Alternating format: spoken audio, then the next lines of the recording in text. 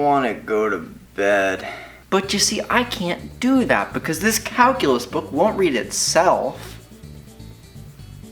It might combust though. I just can't take it anymore. I can't both do my work and talk about the only reason I get out of bed in the morning. So after doing some research in physical chemistry and genetics, instead of going on to receive the Nobel Prize, I reconfigured my Wii balance board into a cloning device. Now it can not only diagnose fat people, but create more of them. But it could also pose a solution to my problem. I could be studying quantum physics here, and I could be gushing about Wario here. And the only thing left to do is to do it. I did it. So, do you want to be the one to study English literature or the one to have a good time? Well, I will do exactly what you will do.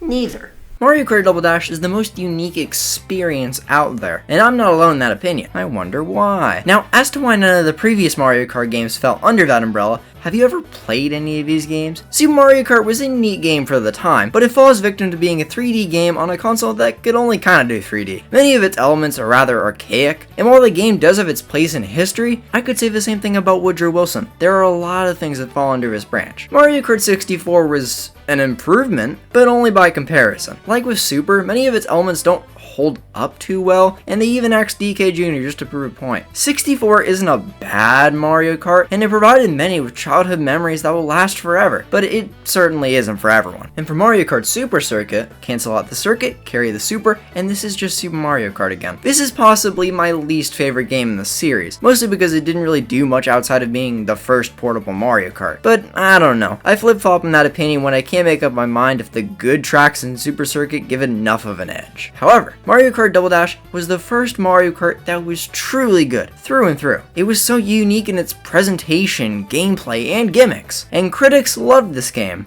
In an alternate timeline. The game received middling review scores, which is quite odd considering the amount of love that this game gets today, with many placing it as their favorite Mario Kart game. But none of that matters at the end of the day, because who cares what those guys from 2003 thought anyway? It's not fair! But before everyone decided to be wrong, dumb, and stupid, Mario Kart Double Dash was first brought up as simply Mario Kart for GameCube at E3 2001. Now please wait as I attempt to hold in my laughter. This little video was nowhere near indicative of the final product. They just plopped the models from Super Smash Bros. Melee into go-karts and called it a day. Now this was either extremely early demo footage, or some sick Nintendo employee decided they wanted to play a late April Fool's joke. It honestly could have been either of the two, because this game wasn't formally unveiled under its legal name until April of 2003. Mario Kart Double Dash. That's not right. That's better. Double Dash was looking to be another entry in the Mario Kart series. Huh. Good to know. And what many were keen to point out is that there were two people on the titular Mario Karts. I thought the name was nothing more than a funny quirk until I saw Birdo and Bowser in the same car. That was a life-changing experience, and I hadn't even been born yet. There was a demo for the game playable at E3 2003, and from what people could tell, it was certainly a Mario Kart game, which makes me look back at E3 2001 and I could only hold it in for so long. So the game was released during November of 2003, and we have arrived at the point of regret. Even with some of the higher scores, like, come on, you gave Super Circuit a higher score. Maybe people didn't like the demo disc included with pre-orders, because the last place I would put any blame is on the game itself. If you were a loser in the year 2003 and had buying Double Dash as a hobby, you were probably exposed to the demo disc, which came with demos and trailers for upcoming games. There isn't a whole lot of content here, but it does act as a neat little bonus as well as an interesting piece of history to look back on. Or maybe, just maybe, people don't like the game itself and it had nothing to do with the bonus disc. But because I don't believe in arguments, especially ones that make sense, I'm gonna play this game and get to the bottom of its divisiveness. What do you want me to do then? There's just a few assignments I'm gonna need you to work on. Where'd he go? Mario Kart Double Dash sets itself apart from the crowd by not only sporting this neat hat, but also through its two-character gimmick, which is truly something special. With one character hanging on for dear life from the back, and the other one making the road a worse place, how could you say this game is anything less than perfect? Oh, this game isn't a one-man job. You are required to walk into the track with a teammate. You can't be only a Luigi player, you also have to try and find love in more unlikely places, like Koopa Troopa. But if you hate unfamiliarity and crossbreeding, don't worry about it. Every character already has their own designated teammate. It's just that the option is there for people to get wacky. But on the front of the gameplay, it's still Mario Kart, to my utter dismay. The dual character gimmick does put a bit more strategy into it though, or at least more than any other game in the series would attempt. You can hold 2 items at once, but not in a traditional sense where you could hold one item behind your back for protection while hanging onto the other item for recreation and hilarity. Instead, you can have each character hold 1 item, allowing you to store items for a decent amount of time until tragedy strikes. Swapping characters to hold onto items isn't something that the game requires of you, but it is something that you're gonna have to make a habit of if you want to be a respectful disappointment. Though this does have the side effect of not being able to hold items around you at all. But then again, that would have been a bit much. This is Mario Kart, not a god simulator. There are also double item boxes and hard to reach spots on the road, and while insignificant on paper given that you're already going to have 1 or 2 items at almost all times, I still feel that it encourages better driving through the small amount of satisfaction that running through one gets you. As minimal as the double character shtick may seem, it adds so much life and uniqueness into just this entry. I know the term gimmick has become synonymous with the term bad, but this is an example of a gimmick done right. It doesn't intrude on the gameplay the series has been known for, while also providing the game with strategies that give it a decent amount of variance, making it stand out as a classic. No other Mario Kart game has had a one-time gimmick quite like this, and I feel that they should do something as creative as this in future Mario Kart titles. But we wouldn't even have this gimmick if it wasn't for the plethora of characters that this game added to the series. Well, we could have had it without them, but that leads to a confusing chart that I don't expect people to understand. Daisy is finally playable. How relevant. Baby Mario and Baby Luigi are also playable. How irrelevant. Koopa Paratroopa. Sure. Why not? There are a few reasons. And I couldn't imagine Mario Kart without Diddy Kong. There's a corner for these games for a reason. Bowser Jr. is a creative addition. I suppose it was to make more apparent that Super Mario Sunshine did in fact release. If I was Nintendo, I would have done the same. Birdo was here for the sole purpose of being Yoshi's partner, because I'm pressed to think of literally any other reasons. Waluigi's great though. If any Mario Kart game in the future ever decides to exclude him, I'll exclude them. The cult runs deep. But what's truly great about the characters isn't what's truly great about the characters. Oxymorons have always been my favorite literacy device. The special item that each character uses are what make this game the masterpiece that it deserves to be called as. Each character or team of characters have their own assigned special item, which is such a smart idea. There are no other Mario Kart games that apply this much strategic value and replayability into everything. It's honestly incredible what this game was able to do way back on the GameCube. But enough gushing, because we still have to talk about the fireballs. Fireballs are exclusive to the Mario Brothers, and they're probably the least interesting of the special items. I wouldn't say they're entirely uninteresting or unhelpful, but it feels much more basic compared to the wackiness and personalities of the other special items. Hearts are used by the princesses, and they can absorb any item if hit to not only avoid damage, but also to steal that item for personal use. And if I'm being honest, this is more of a situational item. It wouldn't be useful all the time, but if you get hit by something like a Bowser shell, that's when Mario Kart becomes a god simulator. Speak of the devil, the Bowser shell! You know, I wouldn't be surprised if I go to hell and I see one of these on the throne. Used by those under the Bowser family tree, this shell wreaks havoc on any track and any racers that are unlucky enough to be caught in its path. I quite like this item. It might be one of my favorites in Mario Kart canon, concept-wise. It doesn't appear all too often,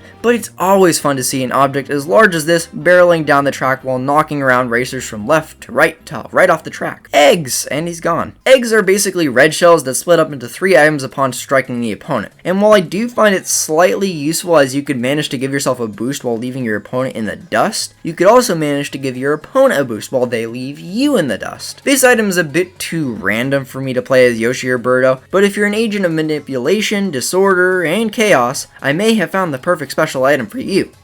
It's the Chain Chomp. Think of the Chain Chomp as a less refined version of the more well-known Bullet Bill. It propels you forward without a second thought, destroying everything in its path, like a divorce. And it leaves you vulnerable to any oncoming attacks, like a divorce. As much as I like the Bullet Bill that broke headlines in future titles, I feel that the Chain Chomp, as it's used here, carries a bit more personality. But you can only use it when playing as the babies. Why would you trust them with one of these? This thing looks like it would eat toddlers for breakfast. The giant banana is used by the Kongs, and like with the Bowser shell, this is always a fun one to see. It sticks out like a sore thumb on most tracks, and its novelty is something that shouldn't go overlooked. But bombs, which will later be a privilege given to all Mario Kart characters, are unfortunately only wielded by Wario and Waluigi. As for the item itself, it isn't entirely useless. I just struggle to say anything genuinely positive or negative about it. And the fact that I'm stuck with these on my item roster as a special item, given that I refuse to not play as Waluigi, it's a condition, is very sad. But do you want to hear something even more sad? No. Well, some items that were once exclusive to not being exclusive to characters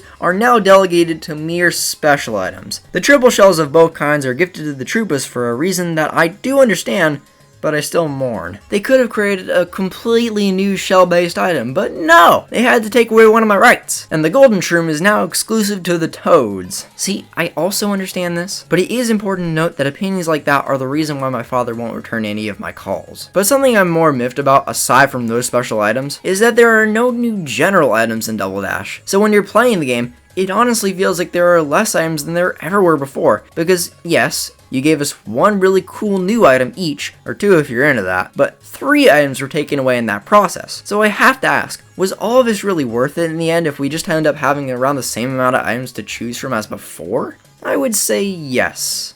He still won't pick up. Despite all of the cons that this comes with, I am more than willing to accept them if that means that choosing each character gives the game just a bit more strategy. If everyone had access to these items, I don't know if it would be quite the same. Every character has something over the other, even in the case of worser items like the Bob-Ombs or Fireballs. It brings weight to an otherwise meaningless decision that is only really affected by statistics. Because of this, I have a reason to flip-flop between characters just because it could bring out an entirely different experience. It simply makes the game a lot more replayable than other Mario Kart titles. And on top of that, the rocket start is done a bit differently in this game. Good. Rather than revving up when the countdown hits 2, if you hit the pedal at the instant the light turns green, you will be able to achieve a higher level of boost than what should be humanly possible. It's a neat little addition to just this game, and I would say that it adds to the game's uniqueness. Another unique thing about this game is, wow, it's actually good now. Now don't get me wrong, the earlier Mario Kart games have their time and place, but there was only so much they could do with 2 consoles that could only do stuff in 2D, and 1 console that was the Nintendo 64. The GameCube discs might not have been able to hold anything substantial, but the console itself, compared to previous Nintendo consoles,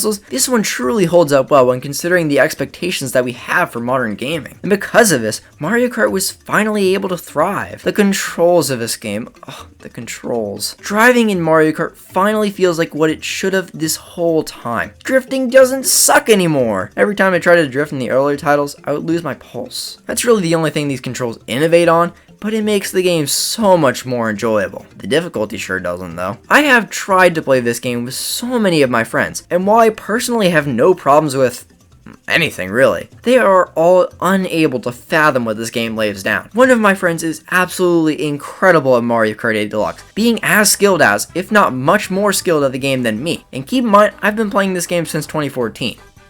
He isn't very good at this game. Maybe it has something to do with the tracks, controls, the chaotic nature of the special items, Rainbow Road, or even Rainbow Road. We may never know. It isn't one of those games that you can easily just pick up and enjoy, and I sort of like that. I don't know if it's just me, but the more modern Mario Kart games, excluding Wii, dear God, excluding Wii, seem a tad on the easier side of things. I feel that Double Dash, on the other hand, finds the perfect middle ground between I'm prepared to send this game through my window and Mario Kart 7. It feels just right in this game. Just like Luigi Circuit. Imagine a timeline where Luigi Circuit was never in Double Dash. You know, this isn't as bad as I thought it would be.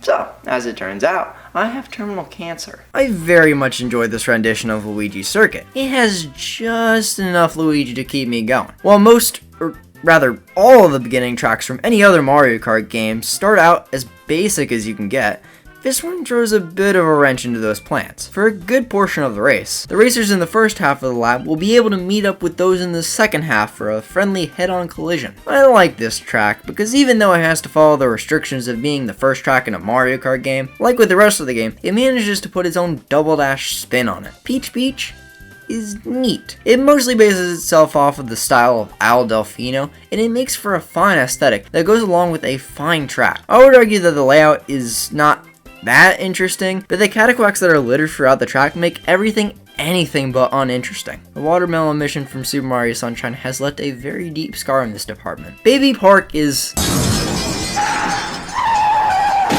See, this is a track that really only works in this game due to all of its nonsense with the items. It might just be an oval, but in Double Dash, it was a spicy oval, and I think that it should be remembered as such. Dry Desert is the worst track in this game, though it really isn't that bad. It just has a boring art direction considering that this is a desert with some pokies and a few pillars. I've never been extremely fond of desert courses in any game, but I'm no stranger to forgiveness. This track certainly doesn't earn it though. The art direction is lame, the track design is mediocre, and it melds with an otherwise perfectly acceptable mushroom cup. This leads me to ask, why wasn't Mushroom Bridge the one to round the cup off? But then I realized that this game was released 2 decades ago, and I inevitably will never get my answer. But still, the track makes for a rather good opening for the Flower Cup. It takes after Toad's Turnpike from 64 in the sense that vehicular manslaughter is finally in. The track is fun to drive on, the cars make for compelling obstacles, there's a bridge. I finally have a track that speaks to my interests. Mario Circuit. Aww.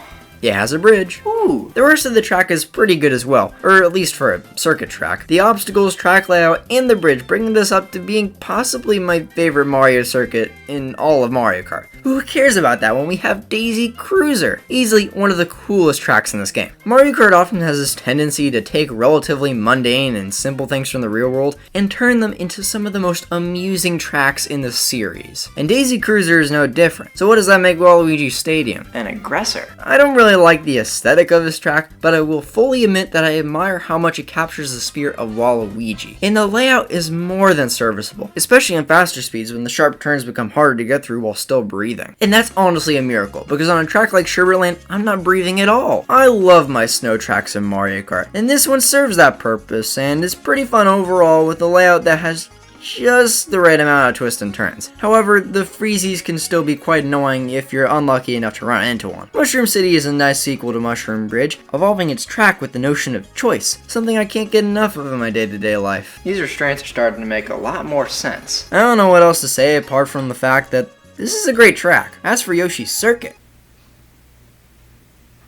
I'm not a big Yoshi guy, and as my luck would have it, this track is just a big Yoshi. My thoughts don't carry much further beyond that. DK Mountain is an amazing way to round off the cup though. You get blasted out of a cannon and have to trek all the way back down to the ground from the top of a mountain. Still not interested. And there's a bridge. Well, why didn't you say so? I truly appreciate the sense of scale that this track looks to exhibit. It makes for what might be my favorite track in this game. But to see the same effect used to the detriment of a track, I direct you towards Wario Coliseum. This track is absolutely huge, and for almost no reason at that. I don't dislike this track at all. I find its twist to be relatively engaging, and its cage match vibe is something that I can certainly get behind. But for it to be dragged out for such a long time, it doesn't make for the best impression. At the very least, there are only 2 laps, so it's nice to know that the developers understand both the sheer length of this track as well as the concept of mercy. On the other hand, Dino Dino Jungle does not. Some of the turns on this track are a tad tricky to master, but this is the Special Cup, so I do expect the tracks to be at this difficulty around this point. Besides that point though,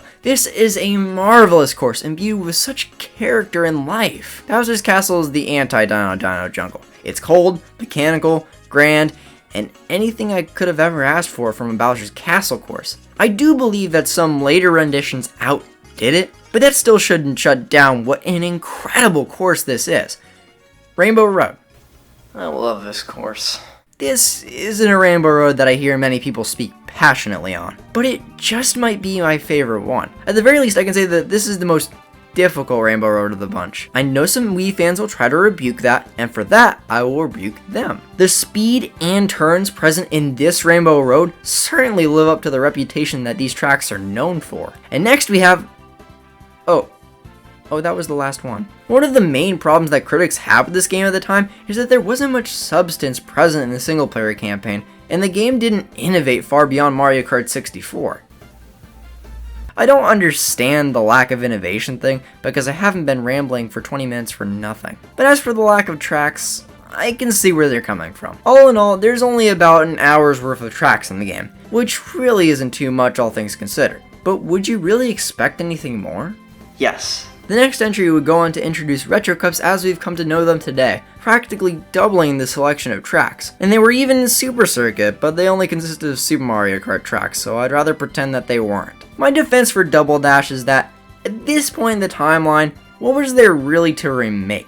64 tracks don't age incredibly well, and I don't want to hear the argument of the person who thinks that Super Mario Kart and Super Circuit tracks would be a perfect fit for the GameCube. It also stands that the track selection of Double Dash as it is now is already great. Sure, a few of them weren't the greatest, but the selection overall more than makes up for it. Not to mention the stellar amount of content outside of just the single player. Of course, I'm talking about the battle mode.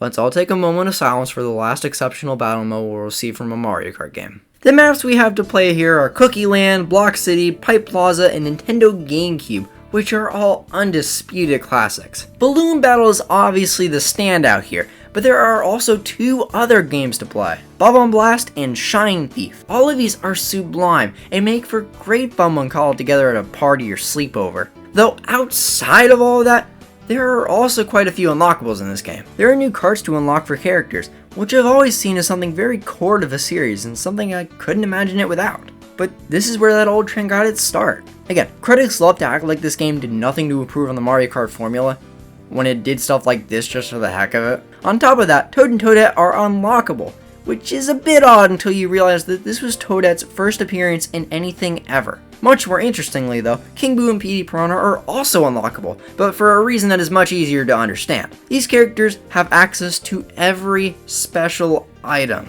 I knew my rights were being violated, I just didn't know how. Even though I said I like the strategy of picking the character that has a special item that I feel will best suit me, you get these guys incredibly late into the game, to the point where I doubt most people would even go out of their way to unlock them. So they get a pass on that front. Luigi's Mansion and Tilt-A-Kart are unlockable battle stages, and while I don't hold them to the same height as the others, they are very fun nonetheless. Mirror Mode is unlockable, as per usual. And lastly, All Cup Tour, a marathon of every single track in the game in a randomized order. This is lovely and stupid. Given the amount of tracks present, it only takes about an hour. It isn't something I'd be willing to subject myself to all of the time, but it's the cherry on top of an already incredible Mario Kart experience. And with all that being said, I can't help but feel bad that this game didn't get the recognition it deserved. This has been the black sheep of the series, if anything, despite it laying the groundwork for every future Mario Kart game in so many ways. The tracks are amazing, the unlockables would keep someone busy for quite some time, and every gimmick surrounding the characters injected so much personality into the game. While some of these shticks may never see a return, the time they got in this game is still incredible in its own right. Unlike many of the other past Mario Kart games, I find myself returning to Double Dash far more often for this very reason. I might even put it up there as possibly the best Mario Kart game. Despite all of its flaws, its personality and quality is enough to draw me back to it time and time again. I did our calculus homework. Oh, thanks, I didn't know you... None of this is correct, but I tried my best. I'm glad I installed this defective clone button. I thought you were the clone. Wait, what? Well, I've exhausted all of my options.